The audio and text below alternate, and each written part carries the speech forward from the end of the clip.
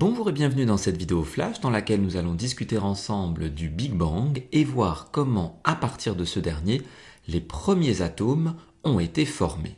Les scientifiques pensent qu'au départ, toute la matière était réunie en un point plus petit qu'une tête d'épingle.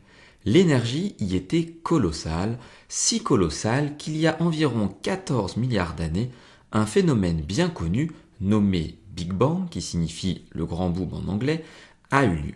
C'est donc le temps zéro, autrement dit, la naissance de l'univers. Les scientifiques estiment que la température avoisinait les 10 puissance 32 degrés Celsius. C'est finalement à partir de cette étape-là que l'univers que l'on connaît actuellement a pu se former et s'étendre. C'est donc le début de l'expansion de l'univers. Moins d'une seconde après le Big Bang, des particules élémentaires, les quarks et les électrons, ont été libérés. Les électrons sont ici représentés en noir, tandis que les quarks sont représentés en marron. Il en existe d'ailleurs de deux types, les quarks down et les quarks up. Une seconde environ après le Big Bang vient l'étape numéro 3 durant laquelle les premiers protons et les premiers neutrons sont formés. Les protons, représentés ici en bleu, sont en fait composés de 3 quarks, 2 quarks up et 1 quark down.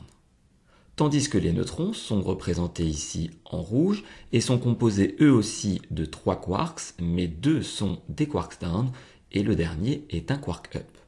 Autour de ces protons et de ces neutrons, on retrouve les électrons présents à l'étape numéro 2.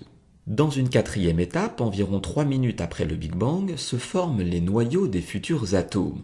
On a donc association de certains protons et de certains neutrons pour former notamment les noyaux des futurs atomes d'hélium, on va le voir dans l'étape suivante.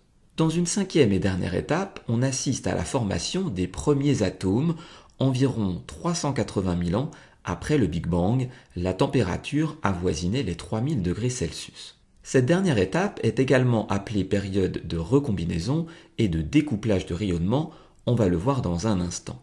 On a donc ici formation des premiers atomes d'hydrogène constitués d'un proton et d'un électron et des premiers atomes d'hélium composés de 2 protons, de 2 neutrons et de 2 électrons.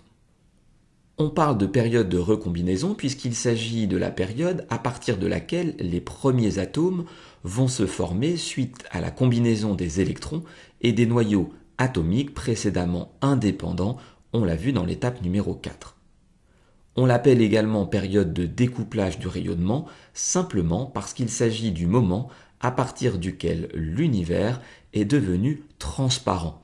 En effet, à partir de ce moment-là, la lumière a pu se propager dans l'univers. Cette vidéo flash est maintenant terminée, j'espère qu'elle a été claire. N'hésitez pas à vous abonner à ma chaîne YouTube et je vous dis à très bientôt pour de nouvelles vidéos.